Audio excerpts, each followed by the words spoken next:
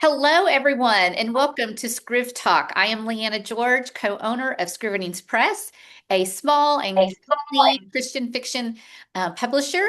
And today I am excited to be here with four of our amazing Scrivening authors as we celebrate the upcoming release of their novella collection, Wonders Within the Starlit Inn. So this collection is about obviously Christmas, but it's more than that as it invites readers into a magical inn where joy, peace, hope, and love intersect through unique, imaginative stories. Today, we're going to talk not only about their novellas, but their writing journeys, their advice for writers, and of course, we're going to have a little bit of fun along the way. So, if you, our readers and our audience, are ready, let's get going. Erin, we're going to start with you. Erin is the award-winning fantasy author of Window of Time, and she's the acquisition editor for Expanse Books, which is a division of Scrivenings Press. Her other titles include The Kalila Chronicles, which is a YA urban fantasy, and The Gates of Deceit, which is a dystopian series. When she's not writing or editing, Erin loves playing video games with her husband, watching movies with her children, and fueling her many craft addictions. Love that. She has a creative writing degree and is a member of Braille Makers, Ragtag Writers, and Once Upon a Page. She resides in Western Kentucky with her husband and three children. So, Erin, welcome. Thank you. I'm glad to be here. Great. Yes. So we're excited to have you. I want to talk first a little bit about your story. Um, your story introduces Maggie, who unexpectedly inherits the Starlit Inn. It's a story about fresh starts and the search for peace. What inspired Mhm. you to write about inheritance and new beginnings? Okay, well, when we first, all four of us started talking about the series, we all really wanted to hone in on four themes of Christmas. Mhm. And so the others kind of, a few of them already had their ideas of what they were really wanting. And when we talked about peace, I don't know, it just jumped out at me, and I was like, nope, that's what I want to do. And so I just think that it's something that everyone can relate to. I mean, it's something that everyone needs and wants. And it just really spoke to me at that moment when we were deciding who was going to do what. Yeah. So. Well, so tell everyone who's listening and watching, what is your story about? Okay. Mine is about Maggie who finds out that she inherits this inn, Hmm? and she is a teacher who has decided that she no longer wants to teach, and so she's just kind of in this place of restlessness, not really sure what she wants to do. She just wants something different. She needs something different. And so she unfortunately no longer has any family ties. Her parents have already passed on, and she never really knew her grandparents that well or any aunts and uncles. So when this relative out of nowhere, gets in touch with her and is like, "Hey, you are, inheriting this inn," she kind of jumps at the chance to do it. But when she gets there, she realizes that the inn is not exactly turnkey ready, Ah. and so she's got all of these like obstacles that she has to overcome to get ready for her guests. And then she finds out some surprising supernatural twists going on with the end. So, Oh, wow. Sounds great. Sounds great. Well, since you talk about fresh starts, and going into new seasons, what has been one of your biggest fresh starts or turning points, maybe like in life or in your writing journey? okay. Probably in my writing journey, which, if we're all being honest here, encompasses all of my life, because Yes. I do it so, I've worked on it so much. Um, but I just finished writing my first trilogy. I had all three published, and then I did a couple years where I was like back to back to back stories and putting out books. Mhm. And sadly to say, my health decided Mm. this is not what you need to do. And so it forced me to take a break. And so I had to kind of sit back and take a break and recharge. And then when I went back to it again, I was working on Window of Time, and just approaching that whole process was just so much easier. And that book probably has been the one that has flowed the easiest for me. And so I think that was I think that was maybe God's way of like helping me, get back into what I needed to do. But also, I don't know, it was just that whole storyline and book was what I needed at that time. So, Yeah. And he's so good to know exactly what we need just when we need it, isn't he? Yeah, exactly. Yeah, right. Well, okay, so you've been on this author journey for quite a while. Um, and I think it's always important that we, as seasoned authors, which we all are, that we give back to those who are behind us a few steps, right? So, what kind of advice would you give to maybe a new writer who's feeling overwhelmed like you did, right? Who might need that break? How would you tell them to stay the course when it becomes overwhelming and they just don't have that passion like you mentioned? Okay. I think remembering your why is very important. I know I've had to do that several times throughout my journey. Mm-hmm. And just really stopping to think and, taking it back to God and just being like, why did I ever do this to begin with? What inspired me to do this and why am I here doing it? Who am I writing for? And I think that if you can remind yourself of your, mission statement, I feel like we all should have some type of mission statement that we want to come from our writing, then that just kind of helps motivate you more and puts you back. At least it does for me. It puts me back on, kind of puts me back more in line with what, my goals are. Yeah, that's good. That's good. I think that's so true. We all need to have a mission statement of why do we write. And as a matter of fact, I did that just a few months ago. Even though I've been writing since 2017, I had to sit back and do that myself. So I think that's great. Well, thank you. All right, so I'm going to ask this question Yeah. of all the authors. So I start with you. If I were to check in into the Starlit Inn and you are my host, what experience would you design there for me? Okay. Probably since it's at Christmas, Mhm. we would definitely start with baking cookies because Oh. that is one of my favorite things to do at Christmas. So probably lots of fun with that. I love to make chocolate chip. That's my favorite. And then probably, having snacks and sitting down and watching Christmas movies and Mm. just, just looking at all the lights and everything. I don't know. That's just what me and my kids love to do every Oh, Christmas. So, that's fun. Would it be snowing? Would you make it snow? Could you oh make it? yeah. Yeah, Yeah. Oh yeah, yeah. It has to snow at Christmas. it does. Yeah. Absolutely. All right. Well, thank you, Erin. We're going Well, to thank you. love visiting with you, but we got three other authors. I want to make sure everybody gets in their time. So from peace, let's move to a story about hope in the midst of a frozen world. And we're going to talk with Brett, who wrote the novella Asunder. And so let me introduce Brett. He has been exploring other worlds as a writer since age 9. Years later, he still writes, but now invites others along on his expeditions. He's shown readers haunting, poignant historical fiction, Destituto Quadrimiso. Sorry if I'm butchering that, Brett. Scary, real dystopian sci-fi with his books Day Moon and Veiled Sun, and dark, sweeping, epic fantasy with Quest of Fire. Where he heads next is as much a discovery for him as readers through dark, despair, light, joy, and everything in between. The end is always meant to leave his fellow literary explorers with wonder and hope. So I love that, especially since it seems like your story focuses on that. So Brett, thanks for being here with us. I know you've had a crazy day, and so I'm glad that we can have this time with you. So let's start talking about your book. Tell me what your story, your novella is about.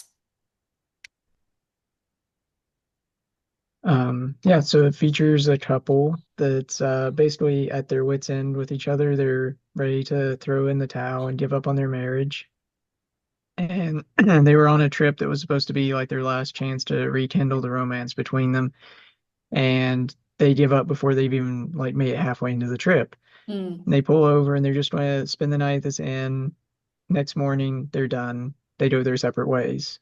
But during the night, they wake up and there's a door inside their room that clearly doesn't belong to their room, and it ushers them into this icy nightmare world of Vonless. And they get trapped there and they have to find a way back, and finding hope amidst, you know, this completely hopeless situation between each other, between where they're at. that's kind of the whole uh, in a nutshell the story. It was a really interesting one to write. So Oh, I can imagine. I can imagine.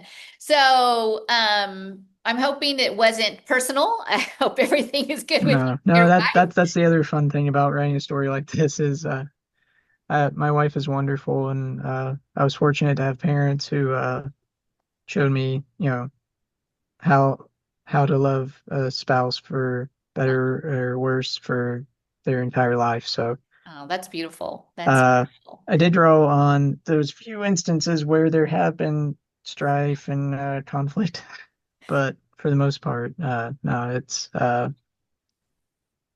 lot of it is just knowing like the things that I do wrong and just amplifying them Yeah. and So what made you decide to taking what made yeah. you decide to do a marriage, right? I mean, what drew you to blend such an emotional theme with such an intense setting?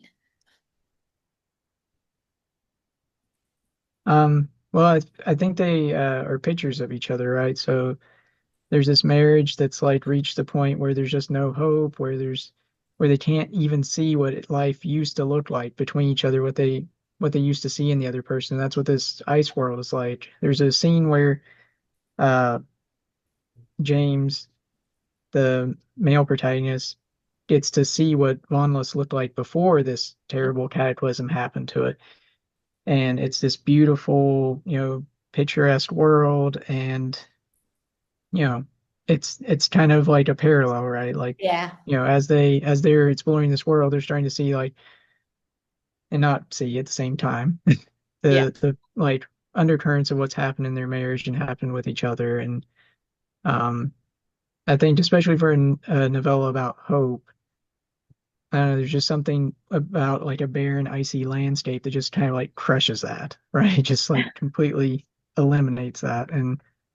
Uh, and especially since it's Christmas novella, it felt like an appropriate like setting, an icy place, so Yeah.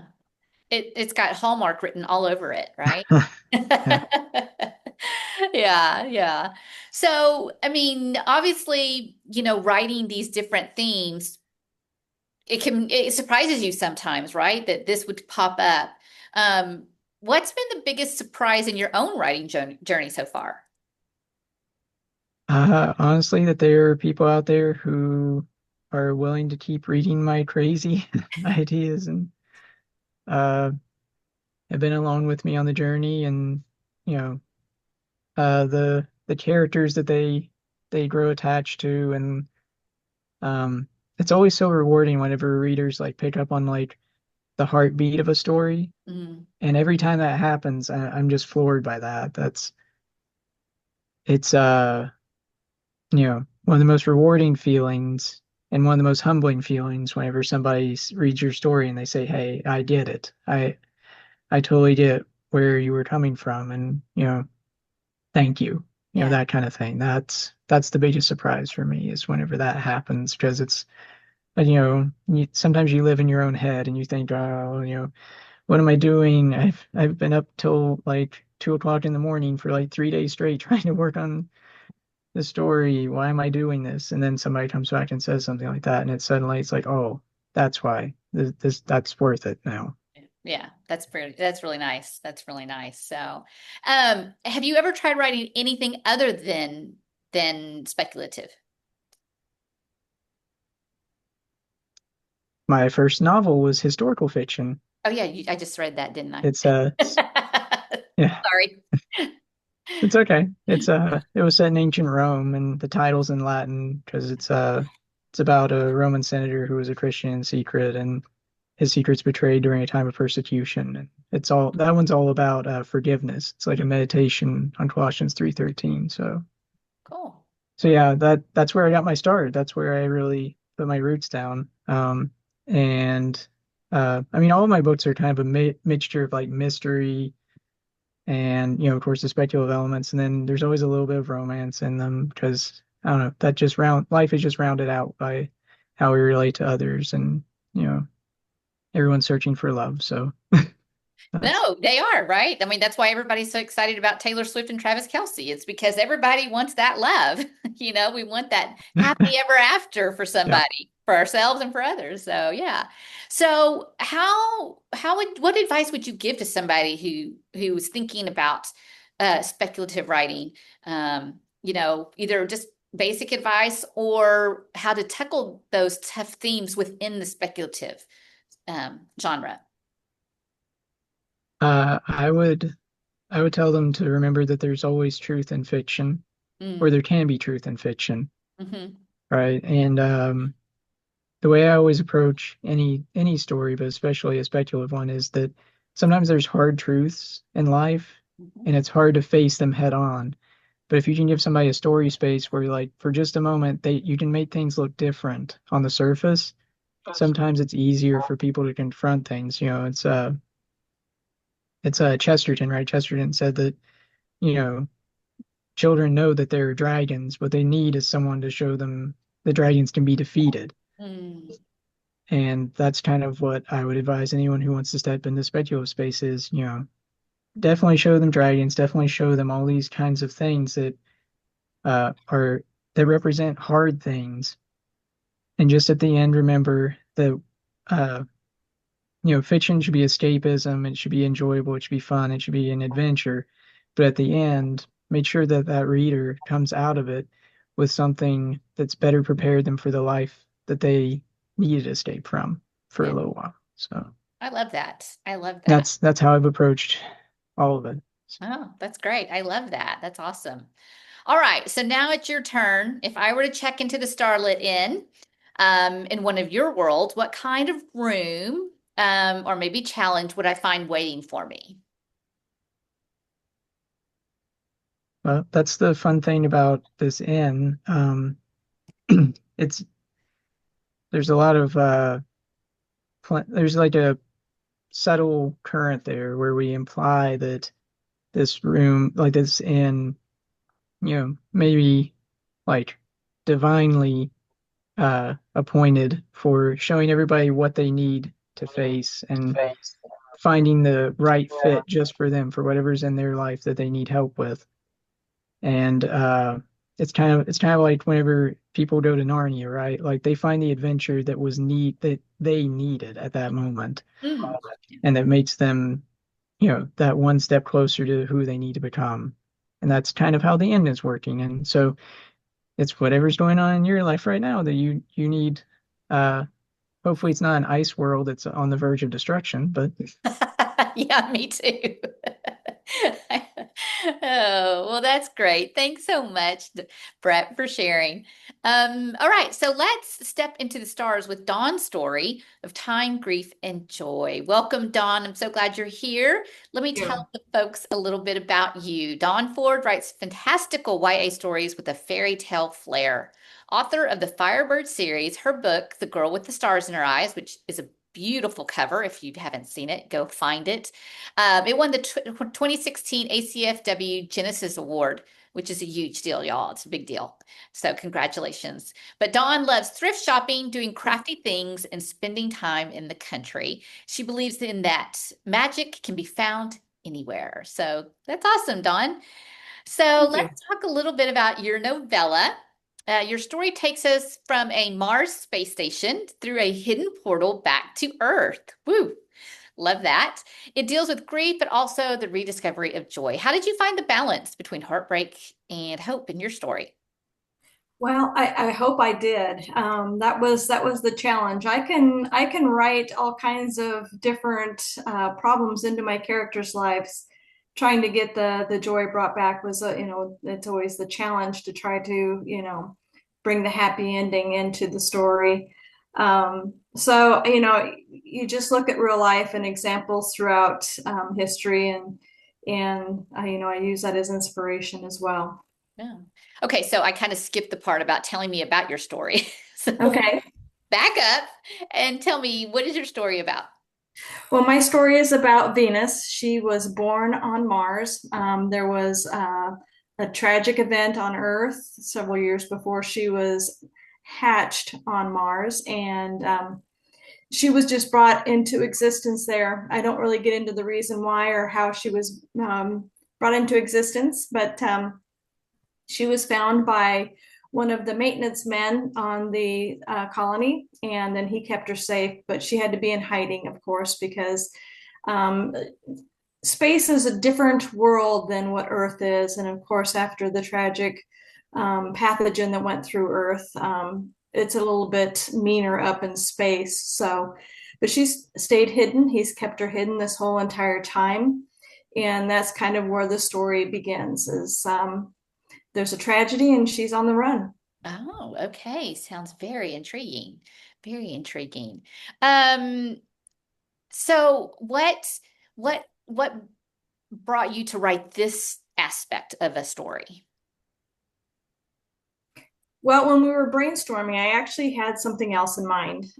It was more Hallmark-esque, and I'm a bit of a dark horse, so I couldn't do it. I couldn't do it. I tried. I couldn't do it. So I'm always outside of the box. I'm always kind of in left field doing something that's completely unexpected. And kind of comes from when I worked at a flash fiction magazine online. And their thing is you start where it happens and then you bring the story to a happy ending, or at least to an ending that is satisfying. Mm-hmm. And so I did. I started at the beginning where Venus is running for her life. The commander on this particular space station is turning himself into a robot, and he's using everybody else for just for his own personal use. But he's also got robots, and her grandfather has sacrificed himself for her.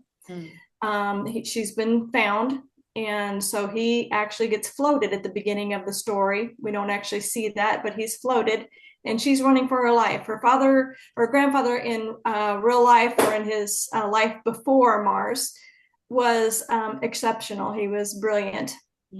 And so he had all kinds of different things that he brought with him from Earth, and he had created a portal. And so he told her when he was hiding her amongst different places that, you know, if anything ever happened, she was to use this portal to take her back to Earth. But there was only, of course, enough resources to do one person. And so he sacrificed himself, and she's running to try to get to this portal before the robots and the commander come and get her. And so that's how the story starts. She steps into the portal. She makes sure that the portal can't be used after she gets out of it, and she is sucked back into Earth, back in time, which is really fun. I just love portal fantasies. Oh, okay. That's cool. That's cool.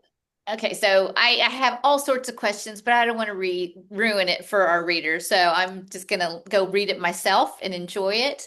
Because that sounds really, really good. And like I said, my brain is just spinning with questions, but that's okay.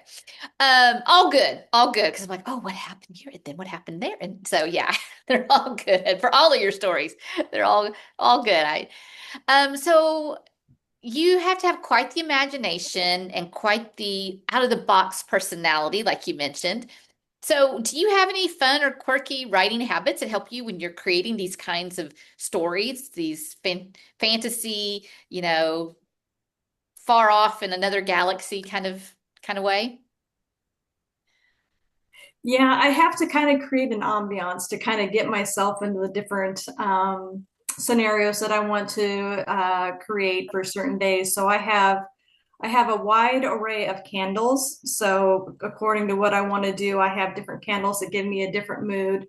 And I listen to instrumental music, and depending on what I'm trying to write, I will listen to certain kinds of music. So I create kind of a world or like a bubble when I'm writing, and according to different moods or according to different scenes. And so that's kind of how I do it.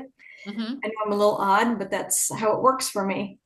So, like, did you put on Christmas music? Did any of y'all put Yeah. on Christmas music while you were working? Yes. Yeah. Bring it really cold and make it cold in your house and all that kind of stuff? I mean, Yeah. do you all do that? That's really cool. I don't. I have to have silence when I write. So, but I do know that there are authors who have to get in the mindset, right? And especially when they're writing Christmas stuff, even if it's way before Christmas, because they've got to get that manuscript in. Yeah, and so that's great. That's really great. So, all right. So if a young writer came to you feeling discouraged, what encouragement would you give them? Well, first I'd have them pray about it. Because every time that I have ever been at like a crossroads, I've prayed about it, and it's really kind of uncanny, which is why I say that there's magic everywhere, because God will answer me in the most amazing ways.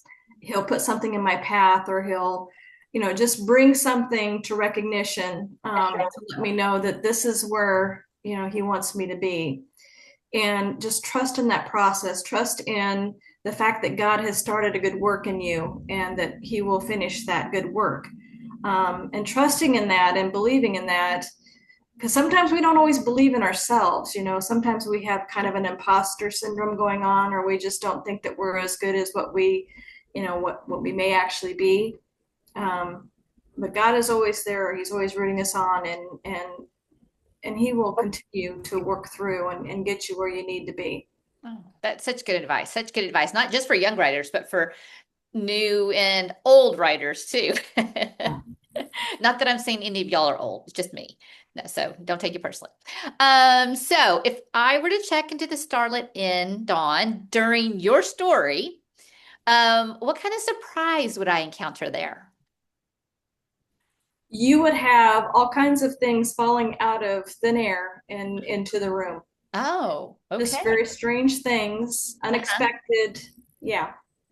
Okay, I'm just going to be so honest. I do not know how your brains work. I mean, I am just in awe of y'all. Not, I mean, right, I write women's fiction, so I make up things too, but you guys make up like whole worlds and, just all this magical stuff. And I'm in complete awe of you guys. It's awesome. You guys, that's really cool. That's really cool. So falling things just out of thin air and disappearing, I mean, showing up, that's okay. Never know what's going to happen. You never know. All right. Well, I love it. Thank you, Dawn. I appreciate that. So, last but not least, let's talk to J.L. Burrows, who has a message in her heart about God's love. And she shared that when she was a musician in her father's church, as a missionary to underprivileged children in a third world country, and as a wife who's by her husband through terminal brain cancer that God miraculously healed. So there's that. Yeah, there's that miraculous healing. That's praise God. Now she's sharing God's powerful love through the art of fiction, pouring herself into edifying and helping other writers and teaching others how to use faith in the face of adversity. Jennifer teaches in the greater Nashville area where she lives with her husband and their two children. Get to know Jennifer better at jlburrows.com or connect with her on social media, both Facebook and Instagram. So, welcome, Jennifer. How are you? Or JL Burrows, how are you? I'm doing good, and it's okay to call me Jennifer. I don't know why I went with Jail Burrows at the beginning, but it's kind of stuck, and but I'm going to be Jennifer as well, so I'm going to be both. It's fine. Okay. Well, you never know. Some people are like, no, no, it has to use my pen name, that kind of thing. So, Yeah, I've seen that. I've seen that. Yeah. yeah, so I get it. So, well, okay. Well, I want to know a bit about your quantum Christmas. I think it has to do with some time travel, or some time loops, and Christmas traditions. Am I right? It does, yeah. So in my novel, we're on Earth, but we're far in the future in a time where most of the stuff that we think right now, we have to have trees to have oxygen. We've created an environment where we can create that without the trees, and so trees are gone. It's a very like cement jungle kind of concept, very city, and there's a lot of warfare and skirmishes and the Ellery is a scientist whose whole life has been dedicated to trying to discover the history. They had someone come in and destroy their link to their past through their databases. And so their culture is kind of stagnant. It's not really going anywhere. They're just fighting and stuck. They're just stuck. And so they've taken this team of scientists and they've tasked them with figuring out what can we do to help our society go into a better place, come into a better place. And so Ellery is researching and found this time period to go back to. And so they take a time capsule back, and they risk the quantum time loop because, there is so much risk. And one of the best parts of this story is discovering the beauty of Christmas and the joy of Christmas through the eyes of someone who's never seen snow or seen a tree or seen mistletoe or any of these things. Of course, she's doing it with a broken leg. Like, she basically walks off of the time capsule and gets injured. And so then the rest of the story is about trying to figure out how she's going to get the history she needs so badly for her home, while also doing research with her leg broken. And she has this guy who's with her. I forget what I called him, but it's like an enforcer or a guardian to make sure she's safe in the very archaic history of this time period, because there could be very bad people there and they don't know. And so he goes with her and protects her. And they've got this kind of like, she's smart, he's strong, kind of, they pretty much hate each other from the beginning. And it's about them finding value in one another and eventually finding love in what they never expected. It's all about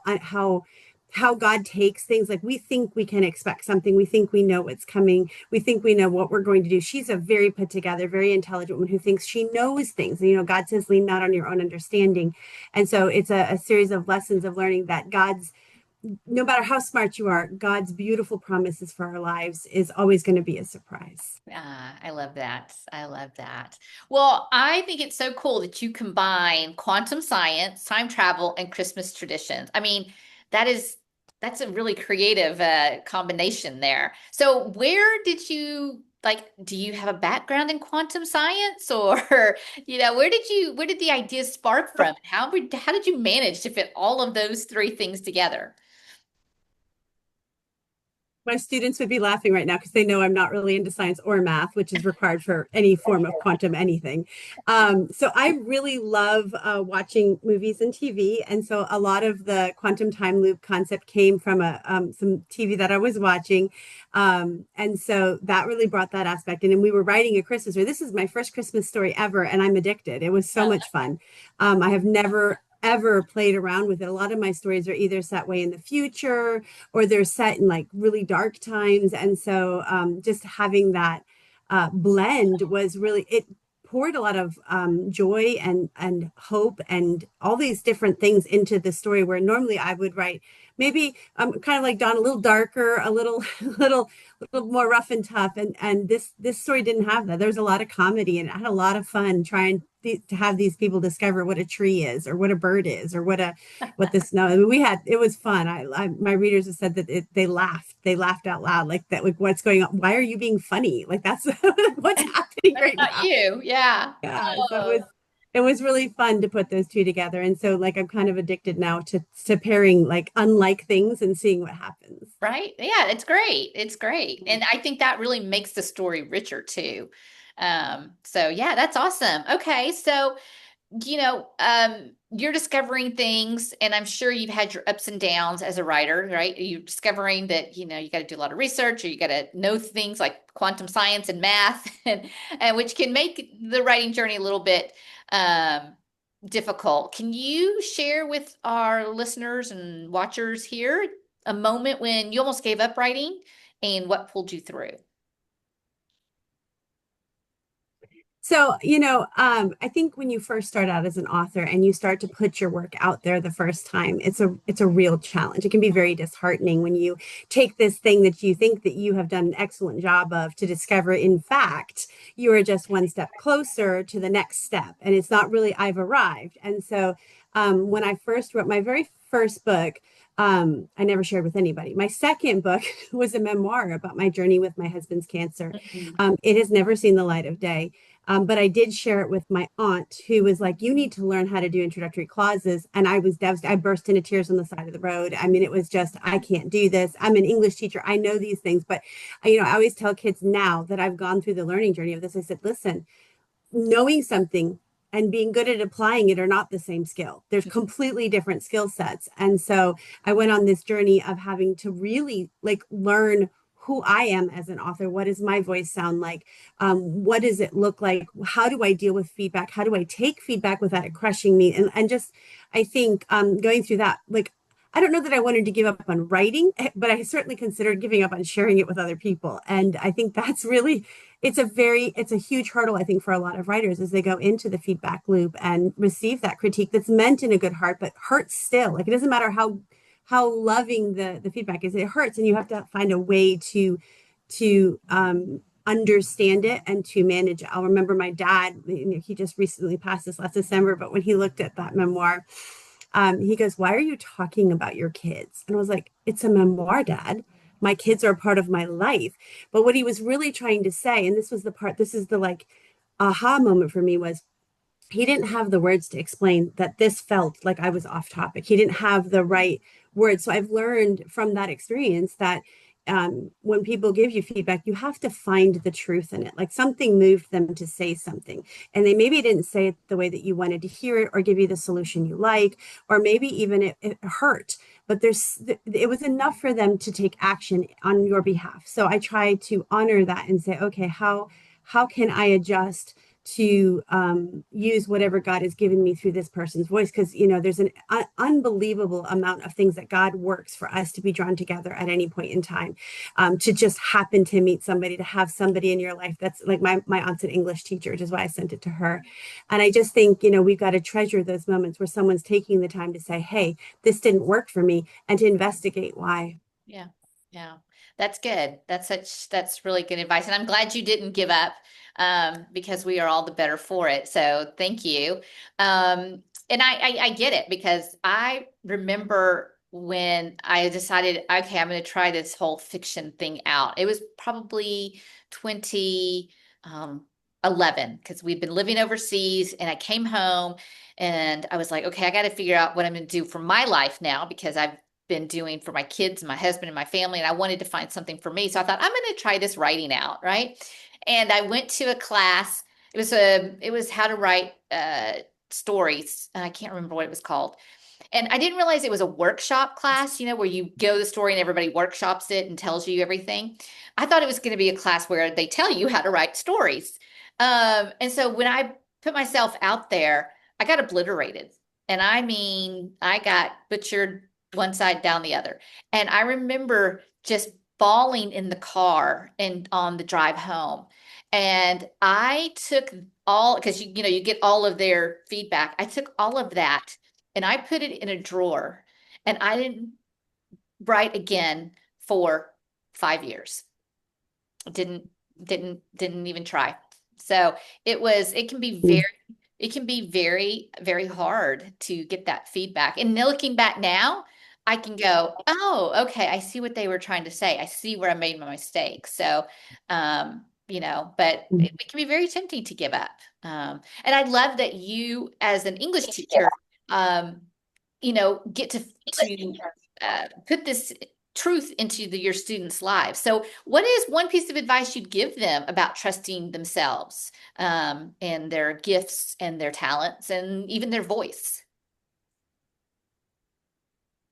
Yeah, so it's funny because as I hear you ask that question, I think to myself, I can't say it in school, but I would say I would trust God, because see, the thing is, it's really hard when we try to trust ourselves, because we know kind of the ugly inside, and that makes us automatically distrust that.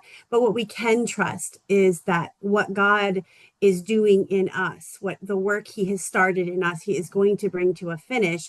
And we are not trusting in ourselves and our voice and our style, but we are trusting in God as a great orchestrator and weaver of all things to bring into our lives the fruition that he has. Now, that may not look like again, think about that surprise in the story, right? It may not look like what we think it's going to look like. It may not sound like what it is.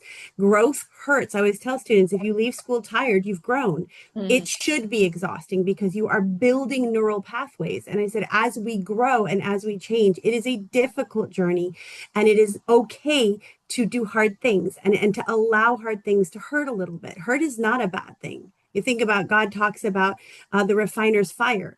Nobody in their right mind is going to say fire feels good until they're coming out of it and they're better for it, And so it's that idea of understanding that we have somebody that we can trust, bigger than us. We don't, the weight isn't on us. It's not on us to become better. It's not even possible for us to make ourselves better. And we need to be consistently seeking God in our gifts, asking Him to make us better, asking Him to reveal these things, asking Him to allow us to receive feedback in a way that He intends it, and to show us how to become what He's calling us to become for tomorrow, because it may be different than today. Yeah, that's beautiful. That's really beautiful. So thanks for sharing that. Your children and your students are blessed to have you to be able to Thank you. speak that into their lives. That's great. So, all right. So now it's your turn. If I were to check into the Starlit Inn at Christmas in your story's timeline, what holiday magic would I experience?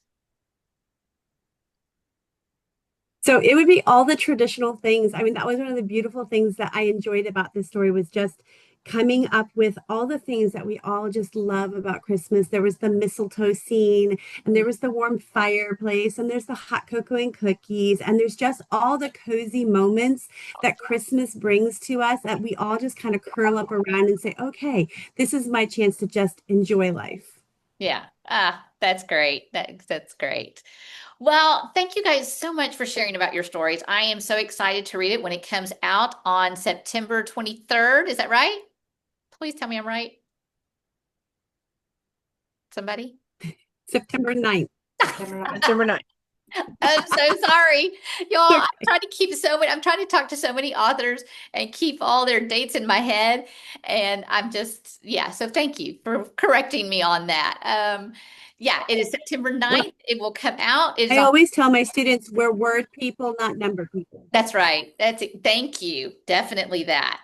But it comes out September 9th, which is just a few days away. It's on pre-order now. And so if you want to go in and put that pre-order in for either, you can get $1 off the ebook price if you get that in, and go ahead and put your print order in, and Amazon will make sure it is on your doorstep after the release. You won't have to wait. So it's very exciting. These are all wonderful, talented authors, and I do hope that you will take the time to pick up this Christmas novella. That's going to be a lot of fun to read. So before we go, I do want to do just some fun off-the-cuff questions. And of course, it has to be around Christmas, right? So I'm going to ask a question, and then each one of you will just go around and off the top of your head, and you can all say it all at once. Let's just try that and see how it goes. I don't want somebody to think about it. All right. So here's the first Christmas lightning round question. Real tree or artificial? Both. Artificial. Oh, both and artificial. Okay. Interesting. Okay. All right. Next one up. Favorite Christmas movie you have to watch every year? The Santa Claus. First, right? I don't have one. Thinking. What is the one with Bruce Willis? Oh, so now you're going there.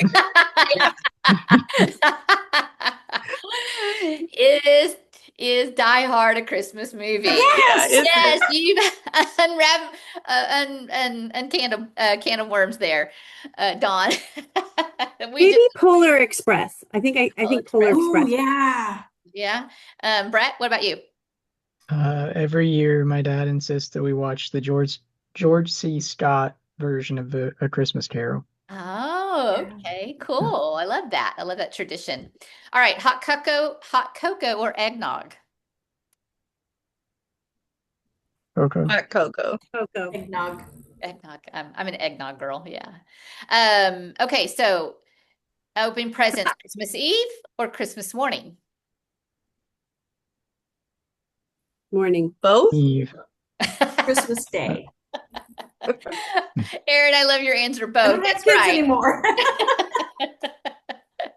Well, we go to so many places that we have it on both days. So I'm like, let's just do it all the time. Let's just do that all the time. I love that answer. All right, last question. If you could spend Christmas anywhere in the world, where would that be? Home. Yeah. Everybody home? In the past with my parents. Yeah. Oh, yeah, that would be sweet, right? That's sweet. Yeah. Anywhere my family is. Doesn't necessarily need to be. I've always told my kids, especially because we travel so much, that home is just wherever the four of us are together. So, yeah. So anyway, well, guys, thank you so much for joining me I tonight. think it would be, No, sorry, go ahead, Erin. I know there's a delay. Go oh, ahead. no, it's okay. Yeah. I was just gonna say, I think it would be neat to, if I don't know if it could ever be possible, but get my whole family to go somewhere where it definitely is snowing because I live in an area where that you don't really get snow on Christmas that often. So I definitely want to go somewhere where we have to be like secluded in a cabin, with lots of snow. Oh, love that. Yeah, that would be fun. That would be fun for a while. I'm a warm weather girl, so I can only take it for just a little bit. So, well, guys, thank you so much for joining me today. I've truly enjoyed getting to visit with you. I mean, I know you guys, but I feel like I've got to know you a little bit better. And really, I'm super excited to read your stories. I just can't wait. I'm sure it's going to help me get into the Christmas mood. So I'm so excited. Please be sure to check out each of these authors, their websites. If you go to scriveningspress.com and go to our blog post that comes out on Tuesday, you can read more about each of their stories and visit their websites. So we'd love for you to stop by there. And while you're there, check out all of our books. And so thank you for joining us today. We enjoyed being with you and sharing a little bit about our stories and our books. And we hope we'll see you again next time. Thanks so much.